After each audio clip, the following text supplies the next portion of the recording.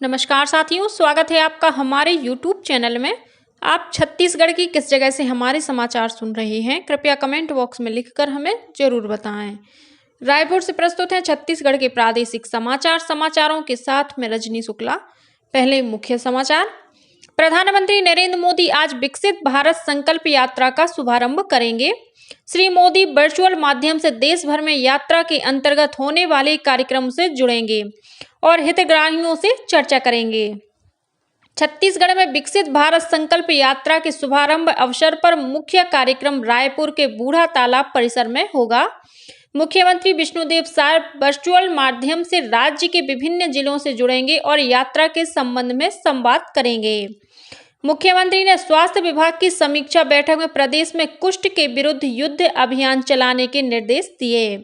राष्ट्र 1971 के बांग्लादेश मुक्ति संग्राम में भारत की जीत के उपलक्ष्य में आज विजय दिवस मना रहा है और प्रदेश के सभी न्यायालयों में आज राष्ट्रीय लोक अदालत का आयोजन किया जाएगा।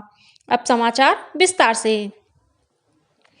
प्रधानमंत्री नरेंद्र मोदी आज 16 दिसंबर को विकसित भारत संकल्प यात्रा का शुभारंभ करेंगे।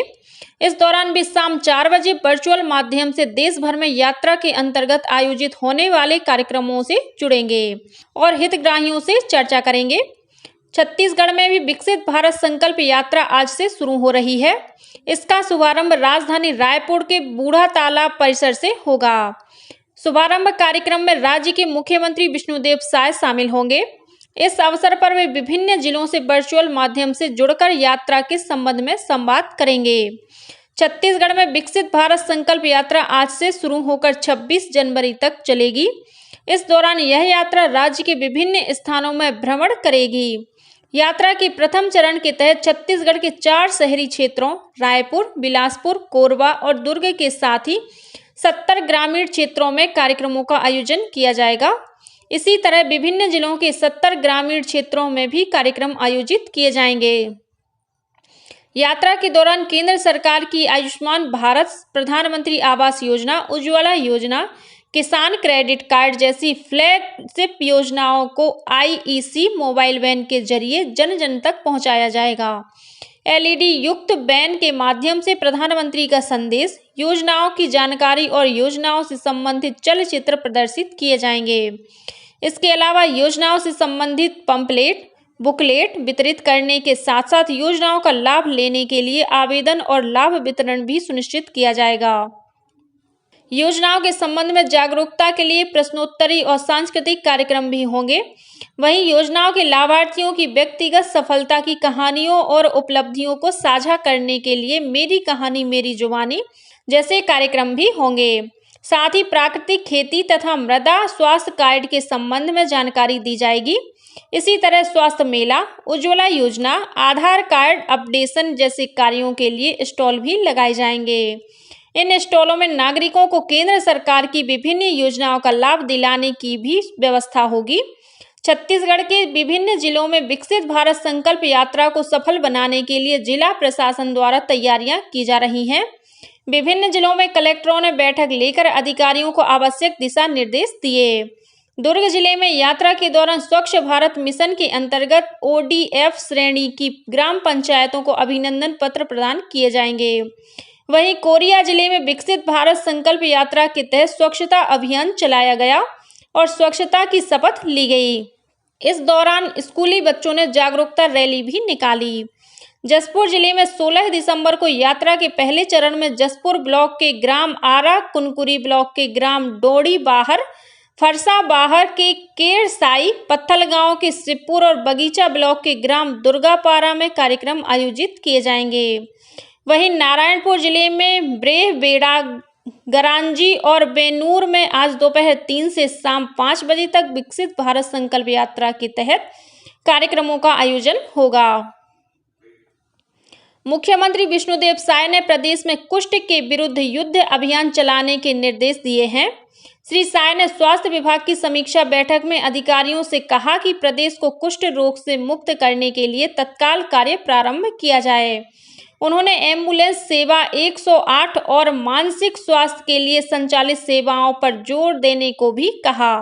श्री साय ने कहा कि ऐसी व्यवस्था की जाए कि दुर्घटना की सूचना मिलने के आधे घंटे के भीतर एम्बुलेंस संबंधित स्थान तक पहुंच जाए। मुख्यमंत्री ने सड़कों पर विचरण करते मानसिक रोगियों के कल्याण के लिए तत्काल कदम उठाते हुए उन्हें चिकित्सा सुविधाएं उपलब्ध कराने के निर्देश भी दिए। उन्होंने जगदलपुर और बिलासपुर में सुपर स्पेशलिटी अस्पताल का निर्माण फरवरी महीने तक पूर्ण करने को कहा। बैठक में उप मुख्यमंत्री अरुण साव और विजय शर्मा के साथ ही मुख्य सचिव अमिताभ जैन, अतिरिक्त मुख्य सचिव रेणु पिल्ले तथा सुब्रत साहू भी उपस्थित थे। मुख्यमंत्री विष्णुदेव साय ने कल मंत्रालय में विभिन्न विभागों के सचिव स्तर के अधिकारियों की बैठक ली। बैठक में मुख्यमंत्री को राज्य में संचालित विभिन्न योजनाओं की जानकारी दी गई। इस अवसर पर मुख्यमंत्री ने कहा कि शासन और प्रशासन विकास की गाड़ी के दो पहिए हैं। हम सब मिलकर राज्य को आगे बढ़ाएंगे। मुख्यमंत्री ने कहा कि राज्य सरकार टीम भावना से कार्य करेगी। बैठक में उप मुख्यमंत्री अरुण साव ने कहा कि राज्य सरकार की पहली प्राथमिकता राज्य के लोगों की आकांक्षाओं को पूरा करना है। वहीं उप मुख्यमंत्री विजय शर्मा ने कहा कि लोकतांत्रिक परंपरा में नागरिक, प्रशासन और शासन एक दूसरे के पूरक हैं। हम सब मिलकर ही राज्य को विकास की ओर अग्रसर करेंगे। बैठक में मुख्यमंत्री ने मुख्य सचिव अमिताभ जैन को क्रियान्वयन के लिए घोषणा पत्र सौंपा। राज्य विधिक सेवा प्राधिकरण के निर्देश पर प्रदेश के सभी न्यायालयों में आज 16 दिसंबर को राष्ट्रीय लोक अदालत का आयोजन किया जाएगा। इस लोक अदालत में मोटर दुर्घटना, दावा प्रकरण, बैंक रिकवरी, सिविल, विद्युत, पारिवारिक विवाद जैसे विभिन्न मामलों का आपसी समझौता कर निराकरण किया जाएगा। इसके लिए विभिन्न खंडपीठों का गठन किया गया है। जांजगीर के खोखरा भाटा स्थित पुलिस लाइन में अग्निवीर भर्ती रैली के तहत शारीरिक दक्षता परीक्षा कल से शुरू हुई। कल पहले दिन 3 जिलों बिलासपुर, मनेंद्रगढ़, चिरमिरी, भरतपुर और शक्ति के 680 उम्मीदवार शामिल हुए। इनमें से 244 युवा दौड़ में सफल हुए। 23 दिसंबर तक चलने वाली इस भर्ती रैली में पिछले दिनों ली गई ऑनलाइन परीक्षा उत्तीर्ण करने वाले प्रदेश के 6,800 से अधिक उम्मीदवार भाग ले रहे हैं। भर्ती रैली में आने वाले अभ्यर्थियों को पहचान और शैक्षणिक प्रमाण पत्र सहित अन्य जरूरी दस्तावेज अपने साथ लाने को कहा गया है। जांजगीर जिला प्रशासन की ओर से रैली में शामिल होने वाले युवाओं के लिए आवास, भोजन और वाहन की व्यवस्था की गई है। अधिकारियों ने कहा है कि भर्ती प्रक्रिया पूरी तरह से निष्पक्ष होगी। उन्होंने कहा कि कोई भी युवा किसी के झांसे में न आए, योग्यता के आधार पर ही युवाओं का चयन होगा। 1971 के बांग्लादेश मुक्ति संग्राम में पाकिस्तान पर भारत की विजय के उपलक्ष्य में आज विजय दिवस मनाया जा रहा है। 1971 के भारत पाक युद्ध में प्राण न्यौछावर करने वाले वीरों के बलिदान का स्मरण किया जा रहा है और उन्हें श्रद्धांजलि अर्पित की जा रही है।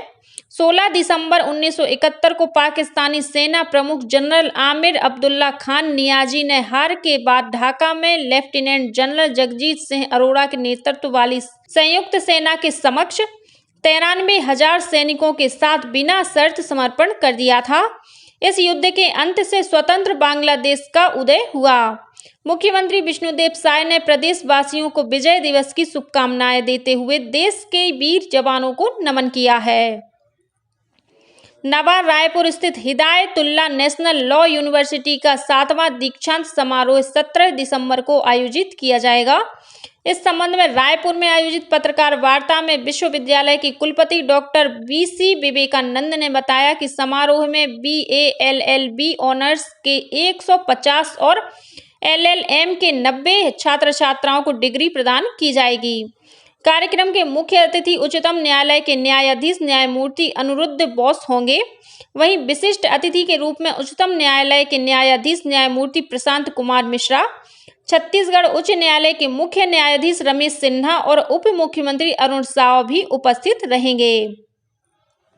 दक्षिण पूर्व मध्य रेलवे के रायपुर मंडल के अंतर्गत रायपुर रेलवे स्टेशन पर नवनिर्मित पैदल ऊपरी पुल का लोकार्पण आज दोपहर 12:30 बजे किया जाएगा। रायपुर सांसद सुनील कुमार सोनी और रायपुर पश्चिम विधानसभा क्षेत्र के विधायक राजेश मूणत इस पुल का उद्घाटन करेंगे। सूचना का अधिकार अधिनियम के तहत ई-फाइलिंग सुविधा और स्वपंजीयन विषय पर कल रायपुर में राज्य स्तरीय कार्यशाला का आयोजन किया गया। कार्यशाला में राज्य सूचना आयोग के अधिकारियों और NIC के अधिकारियों ने ऑनलाइन पोर्टल में स्वपंजीयन और ई-फाइलिंग की सुविधा के संबंध में जानकारी दी। साथ ही अधिकारियों की शंकाओं का समापन भी किया गया। राज्य सूचना आयुक्त मनोज त्रिवेदी ने बताया कि राज्य में ऑनलाइन पोर्टल की सुविधा शुरू कर दी गई है। उन्होंने सभी नोडल अधिकारियों से ई-फाइलिंग की सुविधा को अपने जिले के सभी जन सूचना अधिकारियों और अपीलीय अधिकारियों को अवगत कराते हुए पंजीयन की दिशा में तेजी से काम करने के निर्देश दिए। राष्ट्रीय एकलव्य विद्यालय खेल महोत्सव कर्नाटक के मैसूर में आगामी 8 से 12 जनवरी तक आयोजित किया जाएगा। आदिम जाति कल्याण, आवासीय और आश्रम शैक्षणिक संस्थान समिति की आयुक्त सम्मी आदिबी ने बताया है कि महोत्सव में तीरंदाजी, एथलेटिक्स, योगा, बास्केटबॉल, फुटबॉल और हॉकी सहित अन्य खेलों को शामिल किया गया है। इस महोत्सव में शामिल होने के लिए राज्य स्तरीय टीम के चयन के लिए 13 से 16 दिसंबर तक प्रतियोगिताएं आयोजित की जा रही हैं। इस प्रतियोगिता में चयनित खिलाड़ी राष्ट्रीय खेल महोत्सव में राज्य का प्रतिनिधित्व करेंगे। उन्होंने बताया कि 13 दिसंबर को योगा की प्रतियोगिता आयोजित की गई, वहीं 14 दिसंबर को वॉलीबॉल, खो-खो और तीरंदाजी तथा 15 दिसंबर को फुटबॉल और एथलेटिक्स की स्पर्धाएं हुई। इन प्रतियोगिताओं में शामिल होने के लिए प्रदेश के 797 खिलाड़ियों का प्रारंभिक स्तर पर चयन किया गया है। छत्तीसगढ़ उच्च न्यायालय के आदेश के बाद रायपुर प्रेस क्लब के चुनाव का रास्ता साफ हो गया है। चुनाव की मांग को लेकर दायर की गई याचिका पर सुनवाई करते हुए न्यायाधीश गौतम भादुड़ी ने पंजीयक, फर्म और सोसाइटी को मतदाता सूची का परीक्षण कराने के बाद रायपुर प्रेस क्लब का चुनाव कराने के निर्देश दिए हैं। और अब कुछ अन्य खबरें संक्षेप में।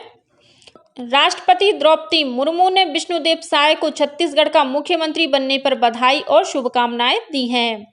उन्होंने कहा कि उन्हें पूरा विश्वास है कि श्री साय के नेतृत्व में छत्तीसगढ़ उन्नति के नए शिखर को प्राप्त करेगा। छत्तीसगढ़ के राज्यपाल विश्वभूषण हरिचंदन ने नई दिल्ली में राष्ट्रपति द्रौपदी मुर्मू से सौजन्य मुलाकात की।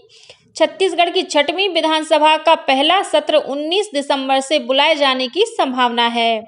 यह सत्र 3 दिनों का होगा और मुख्यमंत्री विष्णुदेव साय ने राजस्थान के नवनियुक्त मुख्यमंत्री भजनलाल शर्मा को बधाई और शुभकामनाएं दी हैं। श्री साय ने कहा कि मुख्यमंत्री श्री शर्मा के नेतृत्व में राजस्थान विकास की नई ऊंचाइयों को छुएगा। इसी के साथ छत्तीसगढ़ के समाचारों का ये बुलेटिन समाप्त हुआ।